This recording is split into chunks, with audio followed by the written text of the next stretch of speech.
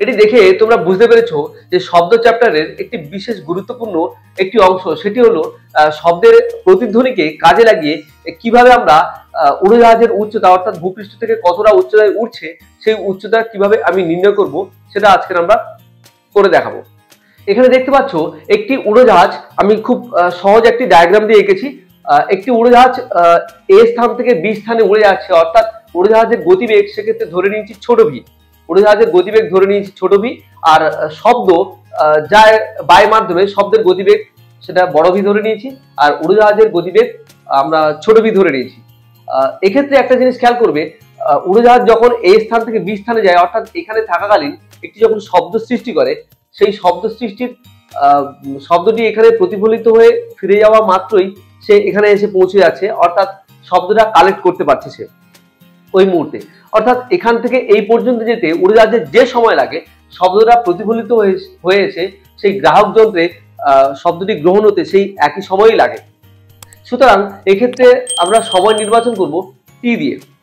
সময়টা ধরে নেব টি, অর্থাৎ এ থেকে বিতে যেতে উড়োজাহাজের সময় লেগেছে টি, এবং শব্দ এ থেকে ও তে প্রতিফলিত হয়ে বিতে পৌঁছতেও সময় লেগেছে টি। কিন্তু এক্ষেত্রে দুটি ভিন্ন ভিন্ন বেগ রয়েছে।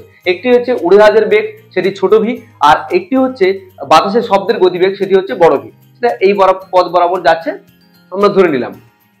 চলো প্রথম থেকেই আমরা এটাকে ক্লিয়ার করার চেষ্টা করি। এক্ষেত্রে দেখতে পাচ্ছ একটি ত্রিভুজ তৈরি হয়েছে এবং সেটিকে আমরা দুটি সমকোণী ত্রিভুজে ভেঙে নিতে পারি, এবং সেখানে উল্লম্ব দূরত্ব বিবেচনা করেছি এইচ, এবং দুটি সর্বসম এটি আমরা অলরেডি প্রতিপাদ্য হিসেবে ভেবেই নিয়ে আমরা কাজটা এগোবো। সেক্ষেত্রে দেখা গেল যে এ থেকে বিতে যাচ্ছে, অর্থাৎ এ বি এর দূরত্ব কি, এই দূরত্বটা মেনশন করা হবে যে এর যে সময় টাইম টেকেন আর তার সঙ্গে যে ভেলোসিটি সে দুটো গুণ করে, অর্থাৎ ভিটি। অর্থাৎ এবি ইকুয়াল টু ভিটি। এই এবি ইকুয়াল টু যদি ভিটি হয় তাহলে এসি সমান সমান কত হবে, এইটুকুনি কত হবে না, এবি এর এটি অর্ধেক, কারণ সর্বসমতা থেকে আমরা এটা পেয়েছি এবি এর অর্ধেক।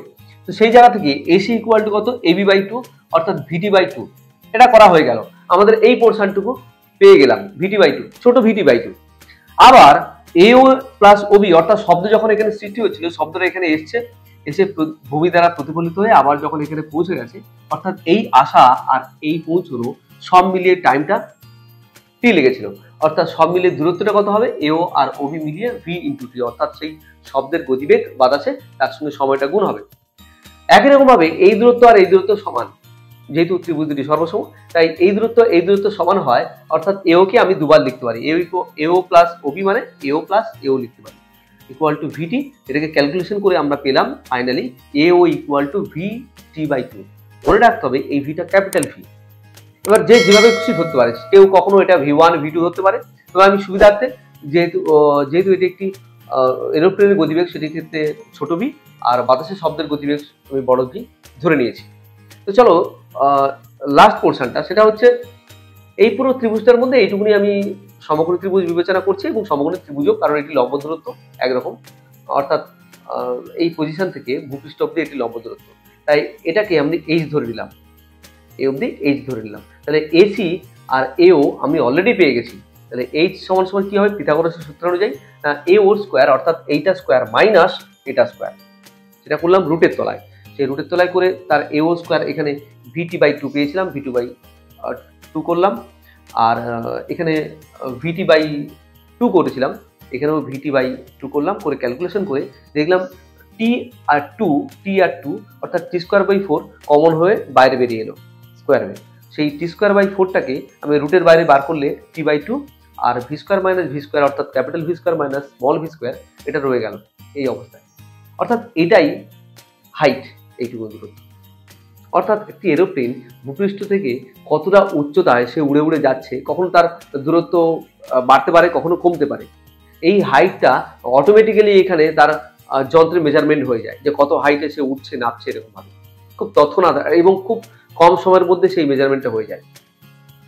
তো একটা নর্মাল ডায়াগ্রামের সাহায্যে আমরা উড়োজাহাজের উচ্চতাকে নির্ণয় করলাম, এবং সেটা নির্ণয় করলাম শব্দের প্রতিধ্বনিকে কাজে লাগিয়ে।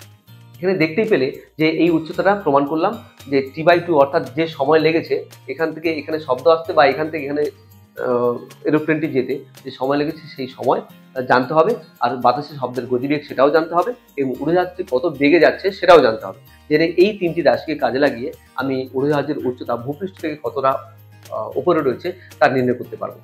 তোমরা বইতে অবশ্যই এগুলো খুব সুন্দরভাবে দেওয়া আছে, বইটা অবশ্যই প্র্যাকটিস করবে এবং তার সঙ্গে এটির একটি স্ক্রিনশট নিয়ে রাখতে পারো। এটিকে আমি যেভাবে বোঝালাম সেভাবে একবার নিজেরা প্র্যাকটিস করে দেখে নিতে পারো। আশা করি এতে কোনো অসুবিধা হবে না। অসুবিধা হলে অবশ্যই কমেন্ট করে জানিও।